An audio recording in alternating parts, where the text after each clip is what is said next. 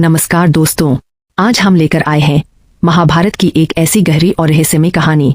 बहुत समय पहले की बात है। पांचाल राज्य के राजा द्रुपद अपनी पुत्री द्रौपदी के स्वयंवर की तैयारी कर रहे थे। द्रौपदी कोई साधारण राजकुमारी नहीं थी। उनका जन्म अग्निकुंड से हुआ था। उनका सौंदर्य, बुद्धिमानी और तेज पूरे आर्यावर्त में प्रसिद्ध था। हर राजा और राजकुमार उनसे विवाह करना चाहता था, लेकिन राजा द्रुपद के मन में एक इच्छा थी। वह चाहते थे कि उनकी पुत्री का विवाह दुनिया के सबसे महान धनुर्धर से हो। उनके मन में एक नाम था, अर्जुन। परंतु एक समस्या थी। उस समय पूरे आर्यावर्त में यह खबर फैल चुकी थी कि पांडव लाक्षागृह की आग में जलकर मर चुके हैं। कोई नहीं जानता था कि पांडव जीवित हैं। वास्तव में पांडव अपनी माता कुंती के साथ ब्राह्मणों का वेश धारण कर जंगलों और नगरों में रह रहे थे।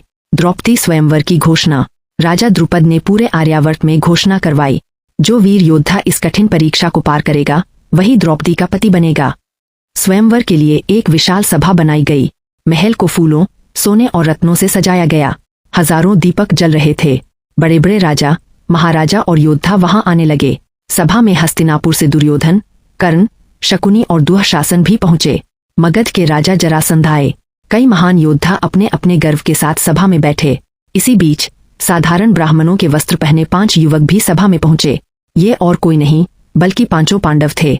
उनके साथ माता कुंती नहीं थी। सभी चुपचाप एक कोने में बैठ गए। द्रौपदी ने जब सभा में प्रवेश किया तो पूरा राजमहल उनकी सुंदरता देखकर मंत्रमुग्ध हो गया। उन्होंने लाल और सुनहरे वस्त्र पहने थे। उनके चेहरे पर तेज चमक रहा था। लेकिन द्रौपदी के मन में भी एक इच्छा थी। उन्होंने अर्जुन के पराक्रम की कहानियां सुनी थीं। उनके मन में कहीं न कहीं अर्जुन के लिए सम्मान था। कठिन परीक्षा। सभा के बीचों बीच एक विशाल धनुष रखा गया था।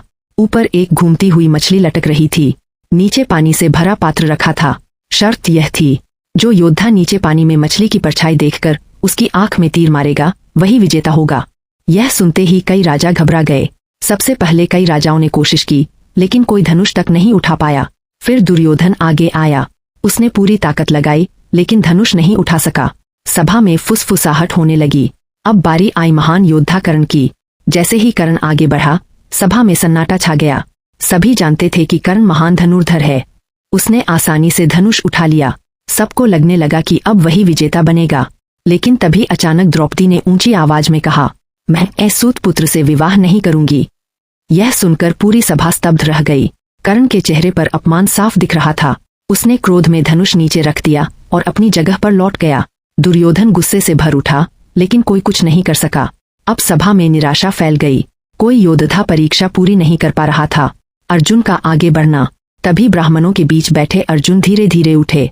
उन्हें देखकर सभी राजा हंसने लगे। क्या अब ब्राह्मण भी स्वयंवर जीतेंगे? किसी ने मजाक उड़ाया। दुर्योधन हंसते हुए बोला, जब महान योद्धा हार गए तो यह साधारण ब्राह्मण क्या करेगा? लेकिन अर्जुन शांत थे। भगवान श्री कृष्ण भी उस सभा में मौजूद थे। जैसे ही उन्होंने अर्जुन को देखा, उनके चेहरे पर मुस्कान आ गई। उन्होंने अपने बड़े भाई बलराम से कहा, भैया, यह कोई साधारण ब्राह्मण नहीं है, यह अर्जुन है। बलराम चौंक गए। अर्जुन धीरे धीरे धनुष के पास पहुंचे। उन्होंने भगवान शिव को प्रणाम किया। फिर एक ही झटके में विशाल धनुष उठा लिया। पूरी सभा स्तब्ध रह गई। अर्जुन ने नीचे पानी में देखा। ऊपर घूमती हुई मछली तेजी से घूम रही थी। सांसें थम गईं। क्षण भर में अर्जुन ने तीर छोड़ा। स्वाहा! तीर बिजली की तरह ऊपर गया और सीधे मछली की आंख में जा लगा। पूरा महल तालियों और आश्चर्य से गूंज उठा। द्रौपदी की आंखों में खुशी चमक उठी। राजा द्रुपद हैरान थे। श्री कृष्ण मुस्कुराने लगे। द्रौपदी ने पहनाई वरमाला। द्रौपदी धीरे धीरे अर्जुन के पास पहुंची। पूरी सभा में सन्नाटा था।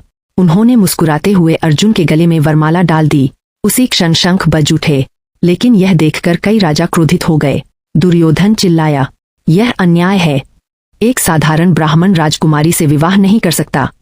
कर्ण भी गुस्से में था। कई राजा हथियार निकालकर अर्जुन की ओर बढ़े। तभी भीम आगे आए। उन्होंने एक विशाल खंभा उखाड़ लिया और गरजते हुए बोले, जो अर्जुन के पास आएगा उसे पहले भीम से लड़ना होगा। भयंकर युद्ध शुरू हो गया। अर्जुन अकेले कई राजाओं से लड़ने लगे। कर्ण और अर्जुन आमने सामने आ गए। दोनों ने अद्भुत युद्ध किया। लेकिन अंत में अर्जुन और भीम सभी को हराकर द्रौपदी को अपने साथ ले गए। कुंती का बड़ा वचन। जब पांडव अपने घर पहुंचे तो अर्जुन ने बाहर से आवाज लगाई, माँ, देखो आज हम क्या लाए हैं। माता कुंती उस समय अंदर थीं। उन्होंने बिना देखे कहा, जो भी लाए हो 5 भाई मिलकर बांट लो। जैसे ही कुंती बाहर आईं, वह चौंक गईं। सामने द्रौपदी खड़ी थीं। कुंती को अपनी गलती का एहसास हुआ। उन्होंने दुखी होकर कहा, मैंने बिना देखे वचन दे दिया। अब सभी असमंजस में पड़ गए। क्या किया जाए? क्या केवल अर्जुन द्रौपदी से विवाह करें या माता के वचन को निभाया जाए? महर्षि व्यास का रहस्य। उसी समय महर्षि व्यास वहां पहुंचे। उन्होंने कहा, यह सब पहले से नियति में लिखा था। सब हैरान हो गए। महर्षि व्यास बोले, अपने पिछले जन्म में द्रौपदी ने भगवान शिव से प्रार्थना की थी कि उन्हें ऐसा पति मिले जिसमें धर्म, बल, धनुर्विद्या, सुंदरता और बुद्धिमानी सभी गुण हों। द्रौपदी ने यह वरदान 5 बार मांग लिया था, इसलिए इस जन्म में उनके 5 पति होंगे। यह सुनकर सभी शांत हो गए। राजा द्रुपद पहले चिंतित हुए, लेकिन बाद में महर्षि व्यास के समझाने पर मान गए। अर्जुन और द्रौपदी का विवाह।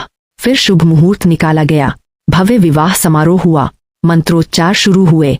अग्नि के सामने अर्जुन और द्रौपदी ने फेरे लिए, लेकिन नियति के अनुसार बाद में द्रौपदी का विवाह 5 पांडवों से हुआ। पूरा आर्यावर्त इस अद्भुत विवाह को देखकर हैरान था। कई लोगों ने इसका विरोध किया, लेकिन महर्षियों और विद्वानों ने इसे धर्मसम्मत बताया। द्रौपदी अब 5 पांडवों की रानी बन गईं, लेकिन कोई नहीं जानता था कि आगे चलकर यही विवाह महाभारत युद्ध का एक बड़ा कारण बनेगा। दुर्योधन के मन में जलन की आग और भी बढ़ चुकी थी, और यही आग एक दिन पूरे कुरुवंश को विनाश की ओर ले जाने वाली थी। अगर कहानी पसंद आई हो तो लाइक, शेयर और सब्सक्राइब जरूर करें।